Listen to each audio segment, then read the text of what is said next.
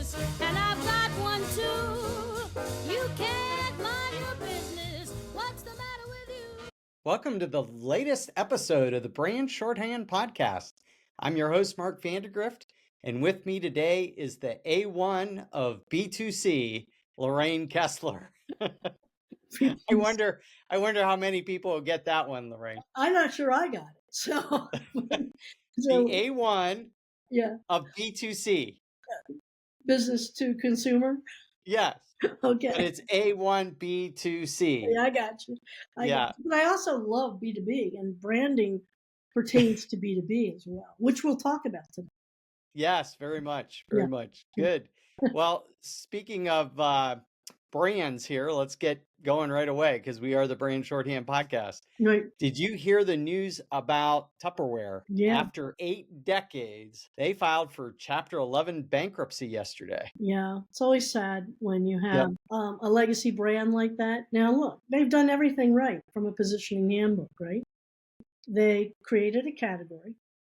They are the first name that still comes to mind. I don't care if you buy Rubbermaid in the grocery store or Glad, you're going to call it Tupperware. Yep. I put it on my list for my husband, pick up some Tupperware. He never gets the brand, right? Right. So they became the generic, and they really did everything that you could. They used influencers. What was their way to market? They did home meetings, and the influencers were homemakers in the day. That's what they were called. Better than housewives, but homemakers. And homemakers would suggest to other homemakers, and this is what you need. So what went wrong? Innovation. Well, and I would say they had a couple of problems. Innovation. They had every type of thing, but what they didn't track was the changes in behavior, distribution. Mm-hmm. I mean, let's take a look at home meetings. Who wants to hold with time-taxed families, both spouses working? Who wants to make sure their house is tidied and clean and hold a home meeting? That's number one. It just isn't the way. The distribution was wrong. And they didn't migrate to the distribution that people find more convenient, which is in-store, in your grocery store when you're shopping, or online. So they didn't do those things quickly. And then I think they had some other problems. I think that people's behavior or their attitudes changed. And the attitude, if Tupperware's definition of quality was, it still is the bomb, right? Super quality. It's not something you want to throw out. You don't want to dispose it. In fact, I recently went to a party and a woman gave me some leftovers in a Tupperware. And she said, please return this because it's real Tupperware. Okay. And it was probably 30 years old. Yeah. Well, here's the thing. People's definition of quality changed. They didn't, we don't want the highest quality, don't throw it out. We want disposable convenience at an affordable price. And I think Tupperware missed that really big. I think that was a huge miss for them. And then you have brands who come in, we're going to talk about this, who understand and have, as part of their play to win playbook, distribution as a strength. Distribution in grocery, distribution in mass market, Glad and Rubbermaid adapted, who now are in the grocery aisle. And so you think about, I'm making dinner for everybody. I'm going to have leftovers. I'll pick up some disposables because I'm here. So I think that they missed the changing times, what's going on in people's lives. Now, this reminds me, Mark, of years ago, we had a furniture maker who sold principally to casinos and resorts. And if anybody's seen the movie Casino, they know how that whole business changed dramatically. And the business became a fashion business, and it became a quick change business in terms of the style of the casino. So most casino operators like Steve Wynn and what have you today want to change the interior every 2 years. And the second thing they want is they want a chair that a player would sit on. And we were even told this in research. It was unbelievable. That they would want that player to stay in that chair as long as possible. Because if they're in that chair, they're using money and betting. And even to the point where they pee in the chair. I kid you not. So here we had a company who'd been selling to the casinos since the 50s and 60s when it first became the idea of Meyer Lansky and Bugsy Siegel. And their definition of quality was a chair that lasted forever. A phone lasted forever. Well, you can't define quality.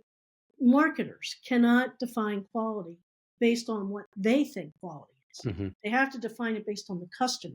And the customer's definition of quality in that resort and casino business is, I'll throw it out. I want the most comfortable foam, not the most long-lasting foam. And I feel like Tupperware made the same mistake. They were defining quality based on their heritage rather than on where the market had moved. Well, let's change brands here. Okay. You sent me an article about Dove going head to head against Lume.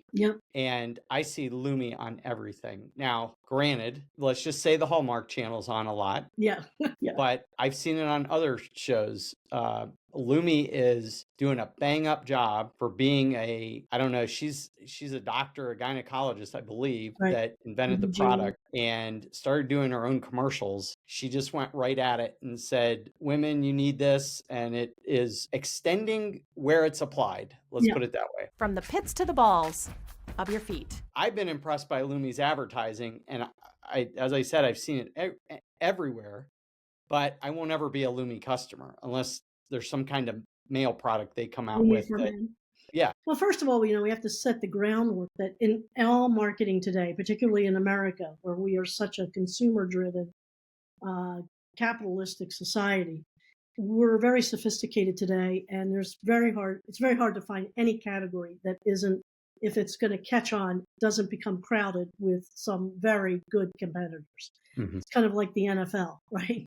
There's lots of good teams and lots of good coaches and players out there. So just so everybody's clear, Lume is a deodorant for not only the pits, but privates and beyond. All right. So, and the lady you mentioned, I don't remember her name, but I think she is an OBGYN. She does a pretty graphic job of laying that out. Her earliest commercials were a little shocking. But, kudos to her. She invented the category. Right? So she's first to the category. She has a very clear message about why you might need this product. And that's fairly compelling. And she's using advertising with sufficient voice to gain top of mind awareness. And so all of that's really good. Kudos, kudos, kudos. Her goal should be to become the generic for the category, right? And then, kind of like Kleenex or a Xerox, that kind of thing. But here's where the rub might be. Her distribution is limited, as I understand it. There's a few mass market retailers who are beginning to show it. Target, I think Walmart, maybe Meijer. But her migration into the distribution channel is new. It's mainly an online brand. So right away, you have a limitation when you consider the competition who's jumped on this, right? And the competitor who jumped on this is Dove. And I got to say, Dove has just done an amazing job of stretching even my idea of what a category means. And I'll go back to April Dunford, who's written a great book on positioning. I think it's something absolutely awesome or something like that. I'm sorry, April, if I got the name wrong. But she talks about you have to make sure you define the category correctly. Now, our Lume people have, but Dove, is a pure theoretical positionist, theory. If you're going to be super rigid and orthodox, you might say, well, Dove is a beauty bar. And I would argue that because I think Dove has done an amazing job stretching the category to be body hygiene, anything body hygiene, even for men and women. And I didn't think the male thing was going to work at all, except, and one of the rules of line extension is you can line extend if there's weak competition or weak advertising. And so there was in the male category, and Dove has done a great job. And I think they've stretched the category definition to body hygiene, and they've jumped into this with lots of money and lots of cachet, building on their brand. And what they have going for them is distribution. They are leveraging, when we look at what A.G. Lafley preaches in playing to win, and he was the CEO of P&G. Dove is a Unilever brand. But what he preached was, you have to play to win, and one of the things you have to leverage is your distribution. You have to really understand where you can win, and that's where they can win. It's not just how you play, it's where you can win. So Dove, now if you're going up against Dove and you're Lume, you got a couple of things that would concern me in terms of long term. I think whatever they've done now has been probably beyond their expectations and success. But long term is where I'm saying they may be winning the battle, but there's a big war coming and they might lose the war, right? Yep. First of all, the name to me is a really bad name. I don't know what it relates to. All I know is in northern Michigan, it's a franchise of cannabis shops. So maybe I'll take care of my pits and other parts when I'm taking care of my high. I don't know. So I think that's a problem. And I think a problem is it's going to be about a war chest. Who is the greater war chest? I mean, you have a Unilever brand and they dominate this category. You can go into Myers or Target or CVS or Walgreens, just name it, and you're going to see that Dove commands the shelf, and they can use that. Plus, they have something else. They have enormous trust and reliability. The Dove brand has just been around, and we know that because not only are they doing well in all the products that they have in the categories, but their stock continues to be kind of a winner. So they're to me, Dove is a mega brand like Swiffer, like Lysol. They've expanded the category. It still fits within what you expect from a Dove. Now, Dove hand soap, that's a really stupid idea. Okay. I don't think that works. I don't know why. I'm sorry. Hand soap, it's just not as good as the hygiene part in terms of taking care of the body. And that's not as dumb as ideas as if they did Dove Surface or something like that. So they've stayed pretty knitted to the body and taking care of the body. Anyway, that's my thinking on that. We'll be interested to see what anybody else thinks. Well, when we think of brand extensions in an adjacent, like almost identical adjacent, would be oral hygiene. Yeah. And we've always talked about Crest going from a toothpaste to owning oral hygiene. Right. So we kind of have a pattern for that because they've gone into mouthwash, they've gone to whitening strips, they've gone to all sorts of things for oral hygiene, body hygiene. Now, from the standpoint of line extension, where do you think that ends? Is there something beyond body hygiene that you can even think of? Yeah, well, again, I think if it's going to be extremely medical, I'm not sure that's their take, Dove's take, like, something that's really, really medical. And that might be an area where Lume can move because she's an OBGYN. And then she could kind of have created this category and put a spin on it that I think would be hard for Dove to match because they're more mass commodity. And as I said, I think anything Dove Surface or Dove Cleaners or anything like that would be, that would be a line extension too far. Well, it'll be interesting to see where it lands because I have seen no slowdown of Lume advertising. Yeah. It's actually almost to a saturation point, which because I'm not a customer and never will be, you kind of don't want to see ads. But I look at it through the lens of being a marketer, and I see how they keep changing it. Yeah. So they're keeping it fresh. She's not in many of the ads anymore. In fact, I don't recall seeing one maybe in about 3 or 4 months.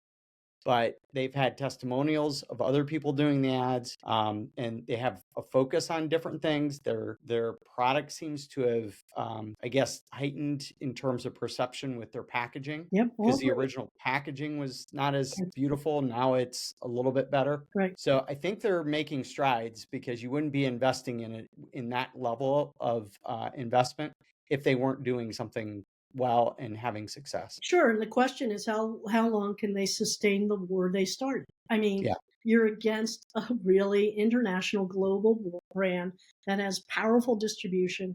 And if I'm a store, am I going to put Lume on the shelf or Dove? If shelf space becomes a choice between, I'm going to put Dove.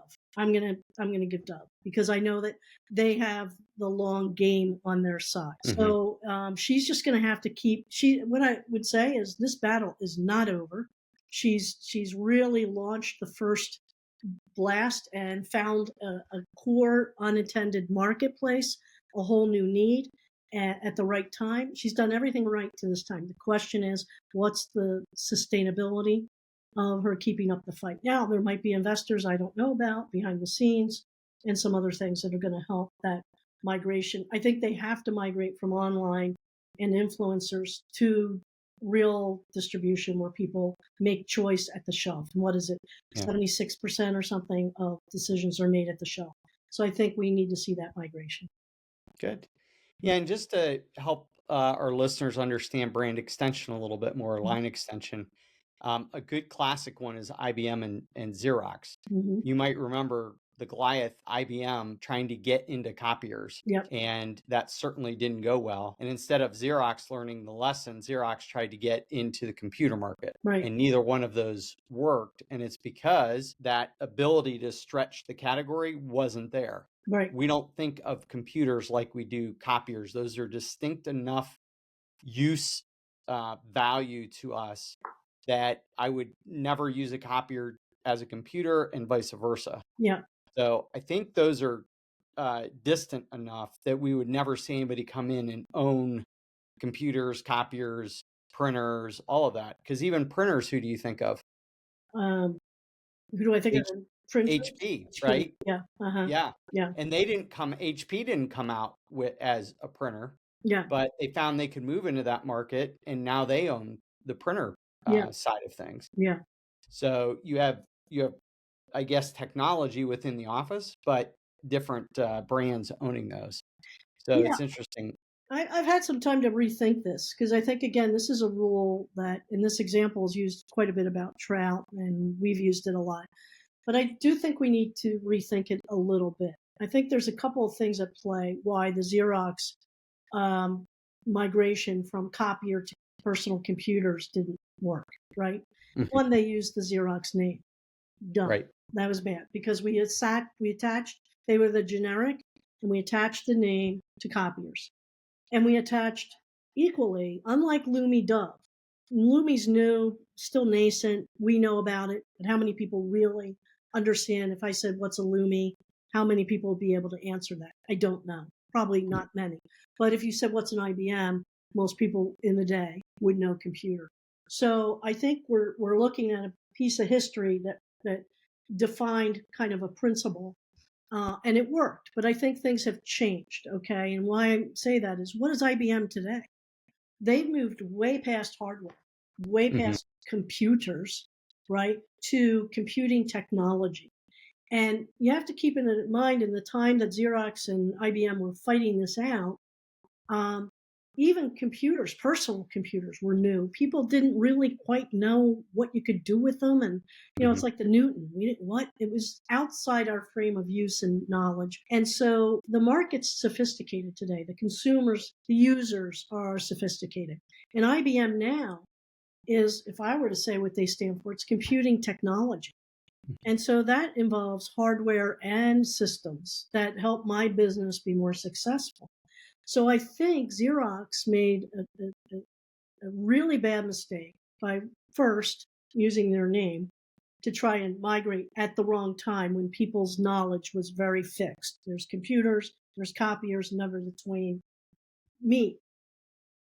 But I think the second thing is they gave up on personal computing because they've been stagnant ever. I mean, there's only so many types of photocopy machines you can make, right?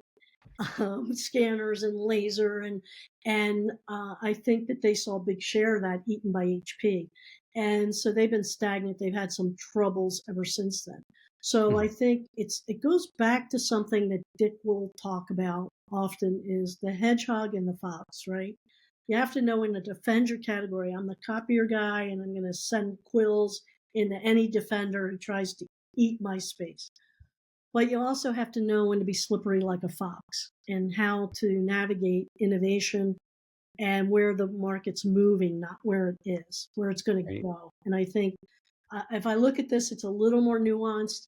I think it's a good example if you're talking to certain brands, but we have to be really careful that there's a new context today for both a more sophisticated consumer public and a more nuanced branding world that we're in.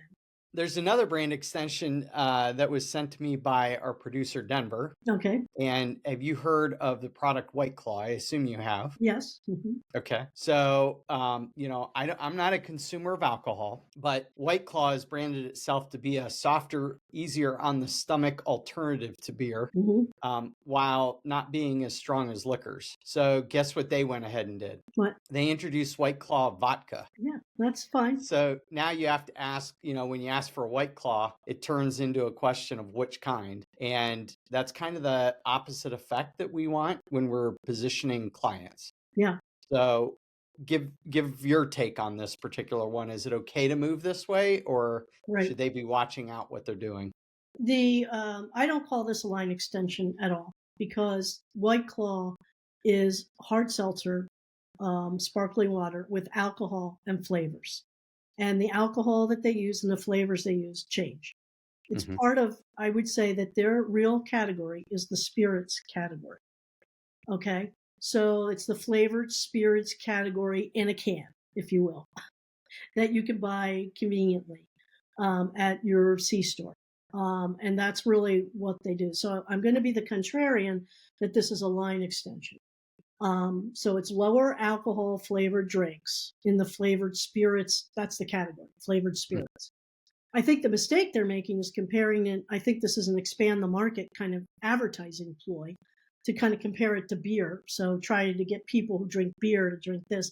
I'm not sure that's really smart, and that's going to be very effective. Plus, I think it confuses what they're about. They're very clearly a flavored spirit. So they could have vodka, they could have tequila, they could have rum. Anything that mixes well, and they can do it in berry and pineapple and peach. I think people understand it. It's kind of a bubbly kind of alcoholic thing. So I don't feel like, I think it's an SKU expansion. All of a sudden I have vodka, I might have tequila, I might have gin, whatever they're going to do. And that just becomes a lot for someone to look for and find. So, but I don't think it's so much line extension as it is SKU extension or confusion. So I just would not have gone after beer as my target. And they may have some research. I could be totally wet on that, or not wet. I'm wet. I'm wet in a different way than you are. But well, we talked about Liquid Death, and the way they're going with their different flavors. I mean, they started out as water, but you can get like a ginger tea flavor and different things like that. So you're looking at it as it's kind of like a light spirit drink. Yeah. So it's flavored spirits, but on the light side, so you're not getting hammered just when you drink one of them. Right. Okay. And that's the category. And there's other brands in that category too. I don't know them all. This is the one I know the most because it's the one my kids most prefer. So we have it at the in the refrigerator at the lake, but I don't prefer any of those. But Yeah. Well, let's go the other way with it. There's some soft drinks. There's even Dunkin'. Mountain Dew has hard Mountain Dew. Monster has the Beast. Dunkin' has Dunkin' Spiked. It seems like there's a lot of non-alcoholic drinks that are now adding liquor to their drinks, and they're just popping up out of nowhere. I don't know, maybe Mountain Dew with their personality, hard Mountain Dew fits. Maybe Monster works because of their personality. Dunkin', I guess, there's a lot of people that like to put a little something in their coffee in the morning. So what are your thoughts on this? Well, first of all, I think that the iteration of the Dunkin' slogan, America runs drunk on Dunkin', is not really a good place to go, right? And I want to hear from, Mad on this one. Mothers Against Drunk Driving. I mean, I think that is a serious infraction of the brand. And but I'll trademark that slogan if they want to use it. But yeah, I love it. I just think these are bad and desperate moves, and should be killed before they're allowed to go much further. For all of them. I think for all of them. Well, with all of these, we Mhm. actually have an example of a long-term brand Mhm. finding its focus again to a certain extent, and that's Lazy Boy. Right. And I think if you said Lazy Boy to most people, the one word that comes to mind is Recliner. recliners. And I was reading Ad Age the other day, Mhm. and I saw another word for it, and it was decliners. And they have an AI version of the recliner that when you sit in it, your phone automatically syncs. And if anyone texts you, it responds with a note that says, I'm currently enjoying my lazy boy moment and I'm declining to answer your text. So That's they're calling genius. it the decliner. That's genius. That is just genius. Having fun with an old stodgy brand known for its clunky looking recliner. I love their new campaign. I think it's just freaking genius. And it's been a transition. It's been an evolution and a logical one. But their new theme, just to cut to the chase, is "Long Live the Lazy," which I'll talk a little bit about this evolution. Why I think it's so smart. Because Lazy Boy has always understood. They're in Monroe, Michigan, by the way. When I worked in Toledo, we long wanted to work for them. My husband was a supplier to them. So a lot of the coated goods that are on the recliners came from Gencor at that time, which was part of General Tire. What happened around 2007, they realized they had a problem in that they were stuck in this clunky kind of really mid-cult furniture, and people didn't know that they had more than just that classic recliner chair, and they wanted to move, have people understand that they had more. They had couches, they had sofas, they had other furniture, and I think they took a step. Again, this is about a brand looking to the forward, and I just said that Xerox kind of failed seeing the full forward of the future of computing technology and where as people became aware, what they'd be able to understand. In this case, Lazy Boy almost took 10 steps too far forward, and they hired a designer who, at the time in 2007, was pretty well known in designer circles, not by the average consumer, named Todd Oldham. And his products, if you ever look at his designs, they've caught up today. They're mid-century. They're the 50s, the stuff we have in our little room across from my office. But look, it was like 2020 before that really became mainstream. So he was a little too hip, a little too out there. And what happened is that campaign, the consumer became super confused because they're like, it's almost like old Coke, new Coke. What did you do with the Lazy Boy I loved? And what's this new stuff you're trying to sell me? I don't get it.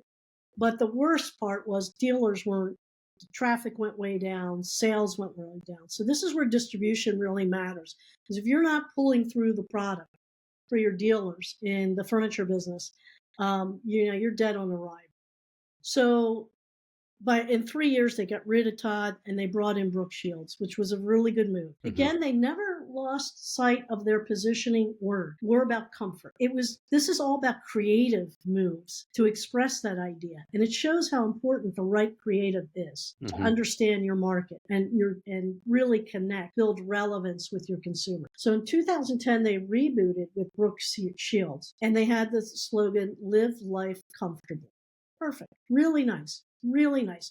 Did a great job. The dealers were ecstatic because she just sold stuff. And I think they continued to sell, and I think they continued to stay with her through 2023.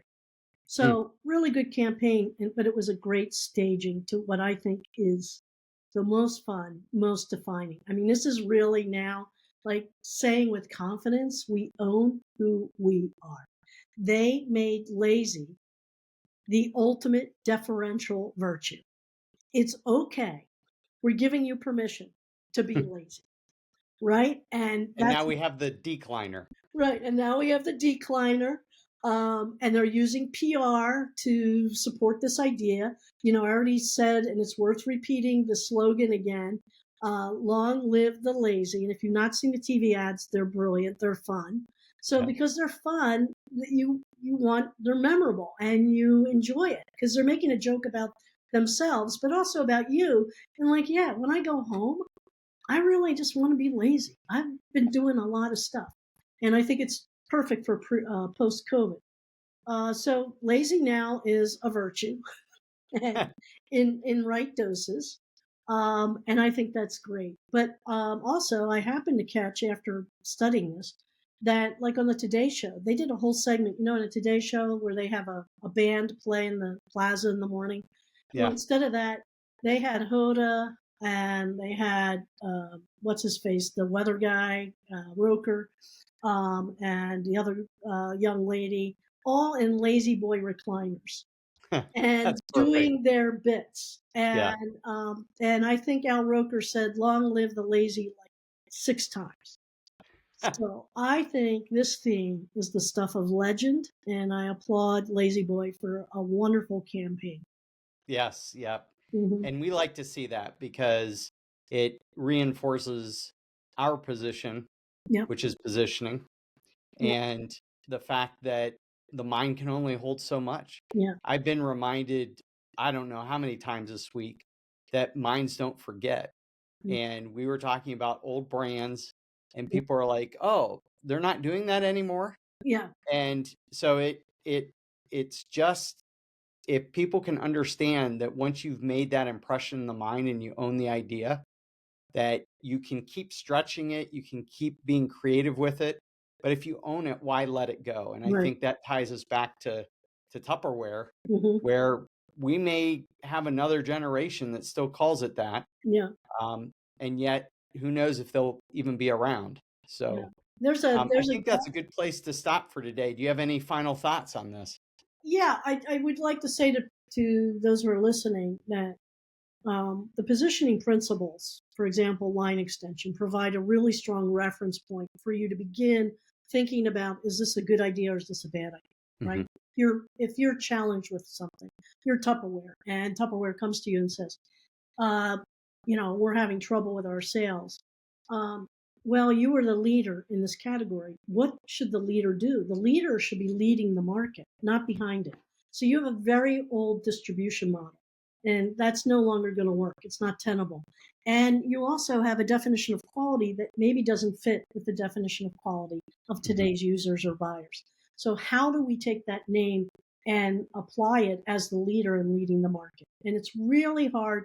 We've seen this so many times that leaders get caught stuck in the past, talking more about their past and their heritage than leading the market into the next terrain. So that's really important. And the other thing is that these tried and true principles are all theoretical. I want to make that Yeah. clear. That you have to kick against them. You have to look at the context. What's going on in the greater world? What's going on in the buyer's mentality? How their attitudes changed, and those attitudes then change behaviors, what they're buying and why.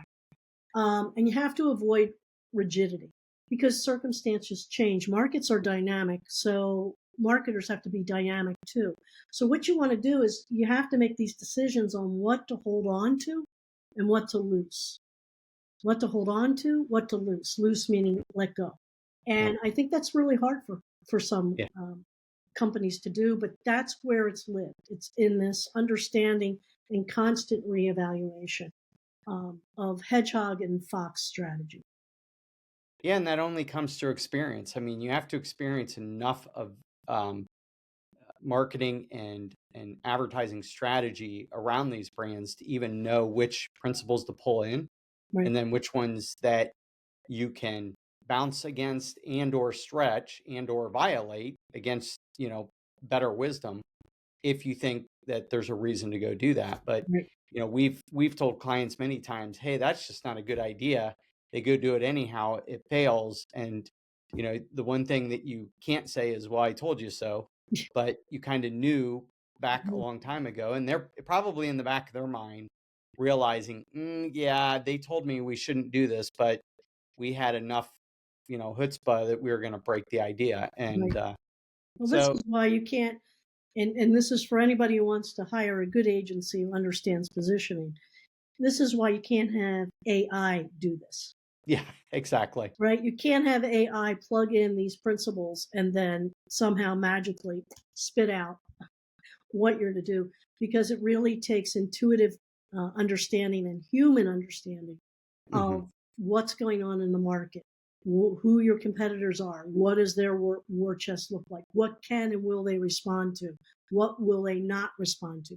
So these questions lead to the right position decisions. It isn't just taking the principle and overlaying it on a client. Good. Well, let's end it there. Okay. And for our audience, if you haven't liked, shared, subscribed, or told your friends about the Brand Shorthand, please do.